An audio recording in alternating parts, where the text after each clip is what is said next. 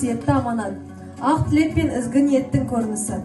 Әрбір айтылған бата жүректен шыққан шынайы дұға, елдің бірлігі мен берекесінің бастауы. Батамен 4-ші Ә сыныбы.